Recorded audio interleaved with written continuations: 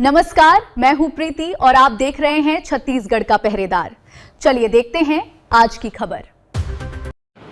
मैं राजेंद्र जैन, प्रधान संपादक छत्तीसगढ़ का पहरेदार अखबार और वेब पोर्टल अंबिकापुर आपका स्वागत करता हूं। आज मैं सरगुजा के दिग्गज कांग्रेसी नेता, यहाँ के पूर्व उप मुख्यमंत्री माननीय श्री टी.एस. सिंहदेव जी की कोठीगढ़ के निवास में आया हूँ। मैं बाबा से जानना चाहूँगा, बाबा आज की राजनीति में सबसे बड़ा मुद्दा कांग्रेस में श्री दीपक बैज जी के 3 साल के कार्यकाल के बाद जो आगे आपकी संभावना बन रही है, उसमें आप कुछ कहना चाहेंगे अध्यक्ष बनने के लिए? अभी तो बधाई देना चाहेंगे दीपक बैज जी को। 3 साल का कार्यकाल उनका पूरा हुआ और आज उनका जन्मदिन भी है जी। तो उनको जन्मदिन की बहुत बहुत बधाई और उज्ज्वलतम भविष्य की कामना भी। शेष ये जो जिम्मेदारियां मिलती है ये हाईकमांड देता है, कोई कार्यकाल फिक्स टर्म नहीं रहता है जी। कि इसमें जो अपॉइंटमेंट हुआ तो इतने समय से इतने समय का आदेश जारी होते हैं कि आपको प्रदेश कांग्रेस कमेटी का अध्यक्ष नियुक्त किया गया। उसमें ये नहीं लिखा रहता है कि 31 दिसंबर 2000 फलाने तक लिखा रहता है। कोई कार्यकाल उनका समाप्त नहीं हुआ है, 3 साल पूरा हो गया। सर, और दूसरा जो मुद्दा भी आप देखेंगे, राम गोपाल अग्रवाल जी जो कांग्रेस के प्रदेश अध्यक्ष थे, अभी भी हैं, उनकी गिरफ्तारी हुई है, तो उसके बारे में काफ़ी कयास लगाए जा रहे हैं कि पैसों का हेरफेर जो किए हैं उसके बारे में क्या आपको लगता है ये वास्तव किए होंगे?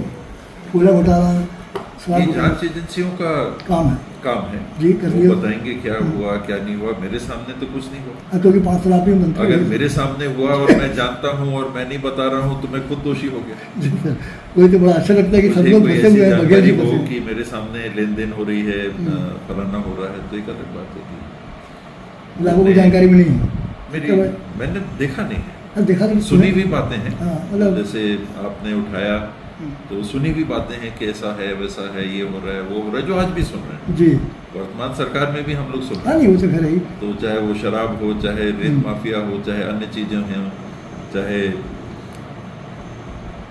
कुछ स्थानों पे जिसे आदान प्रदान कहते हैं, तो ये सुनी भी बातें उसको आप भी वरिष्ठ मंत्री थे सर, कांग्रेस के कार्यकाल में आप भी वरिष्ठ मंत्री थे, तो आपके नॉलेज में से बातें नहीं आई सर कभी 5 साल से? सुनी भी बात जैसे आज सुन रहे हैं। आज भी आपने कहा कि अब आपका उम्र हो गया, बाल पक गया, अब भी एक वरिष्ठ हो गए, तो वही वरिष्ठ व्यक्ति आज भी सुन रहा है जी सर, जी। और उस समय भी बात सुनने में आती थी। तो सुनी हुई बातों में और वास्तविकता में इसको जानने के लिए ही तो ये तंत्र है जांच पड़ताल में। सर, जैसे अंबिकापुर नगर निगम में काफ़ी सक्रिय रोल रहता है आपका भी, लेकिन जो समस्या है मैन बरसात में जो पीली कॉलोनी के सामने पूरा भर जाती है सड़क सर, तो कई बार आप बोल भी चुके हैं कि इसमें क्या करेंगे, बताइए आप क्या सुझाव देंगे सरकार को? कई जगह है वहाँ पर पानी का भराव होता है, तो निकासी का रास्ता निकालना चाहिए। तो कहाँ आप नाली का निर्माण अगर जब तक नहीं कर पा रहे हैं तो बगल की मिट्टी को काट के पानी को निकालिए। सर, जगह बड़ी बड़ी बिल्डिंग बन गई, दुकानें बन गई सर, नालियाँ होंगी ना, नाली कहीं ना कहीं नाली तो होगी। अब नाली बनाना पड़ेगी सर, वहाँ से बिल्कुल लेबर से। जब तक नाली नहीं है और अगर वहाँ मान लीजिए कि मिट्टी है तो सड़क को काट के, अच्छा, जिसको कोड़ी से हम लोग कहते हैं कि छोप के उसको और पानी निकालने का रास्ता दीजिए। अगर नाली है और नाली में पानी नहीं जा रहा है, वहाँ गड्ढा है, तो नाली में छेद करके उसमें पानी नाली में चला जाए। नाली ही नहीं है तो सड़क के बगल में आपको फिर जहाँ भराव हो रहा है वहाँ कुछ पाटना पड़ेगा। अभी डामरीकरण तो हो नहीं सकता, तो छर्री आती है उसको डालिए, कोई और मटेरियल डालिए जो टिक सकता है, वरना टिकता नहीं है। छर्री वगैरह में पकड़ तो होती नहीं। सरकार जैसे विष्णु सरकार जी के 2.5 वर्ष पूरे हो गए, आधा उनका कार्यकाल पूरा हो गया है, अब उल्टी गिनती शुरू हो गई है, तो आप क्या चाहते हैं कांग्रेस के लिए, क्या संभावना देखते हैं? संभावनाएं अच्छी हैं। ये राज्य मुख्य रूप से 2 राजनीतिक दलों में जी सत्ता बदलती रहती है, बनने की संभावना रहती है। कांग्रेस पार्टी है और भारतीय जनता पार्टी है। छत्तीसगढ़ क्षेत्र में चाहे वो मध्य प्रदेश रहा हो या उसके पहले की स्थितियां रही हों, यहाँ जो चुनाव हुए हैं, अब 16 चुनाव हो चुके हैं जी। इनमें 10 बार कांग्रेस की सरकारें आई हैं और 6 बार भाजपा की सरकारें आई हैं। जो 6 बार भाजपा की सरकारें आई हैं उनमें से 4 बार छत्तीसगढ़ बनने के बाद आई। 3 टर्म रमन सिंह जी के रहे, 1 टर्म अभी विष्णुदेव साय जी का है।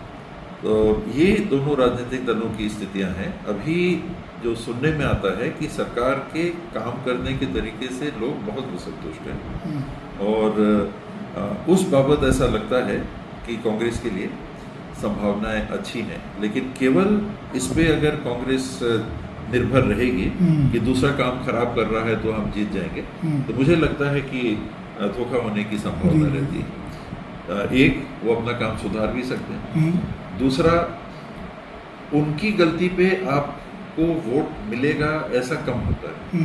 आप क्या करोगे, आप क्या कर पाओगे, वो आप जब प्रस्तुत कर पाओगे उस चीज को, लोग उसको स्वीकार करेंगे। हाँ, ये 5 साल विष्णुदेव जी की सरकार ये ऐसा ऐसा था, अब अगली सरकार उससे भी खराब आएगी तो कहेंगे ये ठीक है।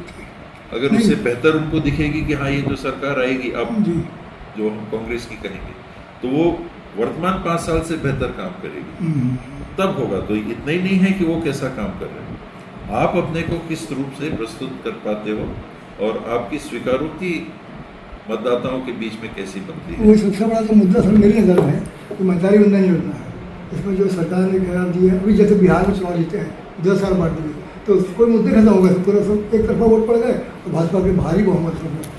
10,000 तो एक छल था जी वो छल था, तो वही उम्मीद भी लग रही है। दिए ने जो सेल्फ हेल्प ग्रुप को 1 लाख रुपए तक की राशि उपलब्ध होती है उनके व्यवसाय करने के लिए, तो उनने छल ये किया कि वो जो 1 लाख था और 10 सेल्फ हेल्प ग्रुप के सदस्य होते हैं मान लीजिए, तो 10-10 हजार एक का औसत हिस्सा बना, तो उन्होंने 10,000 रुपए लोन के रूप में उनको दे दिए कि काम काज के लिए हम आपको दे रहे हैं। उनको 10,000 वैसे नहीं देखे जैसे मदारी बंधन या दूसरा कि ये आपका हो गया, ये 10,000 आपको वापस करना है, उस नाते दिए। अब उसका प्रभाव जहाँ तक मैंने सुना काफी प्रभाव पड़ा और वहाँ जो एक तरफा बीजेपी और जेडीयू की जीत हुई, संभव है कि उस बात का प्रभाव पड़ा। उस महतारी बंधन के लिए लोग जो छत्तीसगढ़ में कहते हैं प्रभाव पड़ा होगा, निसंदेह प्रभाव पड़ा होगा। मैं अगर 94 वोट से हारा तो निश्चित रूप से महतारी बंधन का प्रभाव उसमें रहा होगा,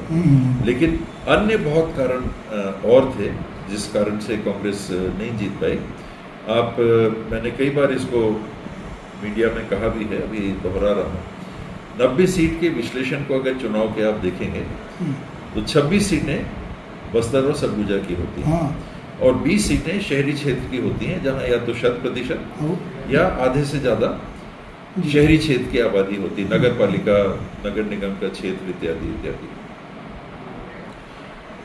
बस्तर और सरगुजा की जो 26 ट्राइबल की सीटें हैं, इसमें अभी कांग्रेस जीती 4 सीटें जी, पूरी बस्तर इलाके से और बस्तर इलाके से, और 2018 के चुनाव में जीती थी 25 सीटें जी, बस्तर की 12 में से 11 और सरगुजा में 14 में से 14। तो यहाँ आपको 21 सीटों का नुकसान हो। तो अकेले महतारी बंधन पे आप इसको, मेरा मानना है कि नहीं कह सकते। आदिवासी समाज के बीच में अन्य कारण, सरगुजा में मान लीजिए मुख्यमंत्री की बात चल रही है तो उसमें निराशा हुई हो कि हमारे यहाँ से मुख्यमंत्री नहीं बने।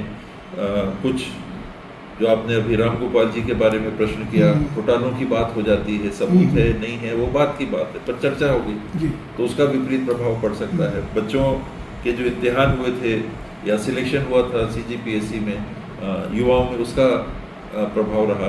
तो कई कारण ट्राइबल क्षेत्र में दिखते हैं। शहरी क्षेत्र में भ्रष्टाचार की बातें, जातिवाद की बातें, CGPSC की बातें, लगता है मुझे इसका प्रभाव पड़ा।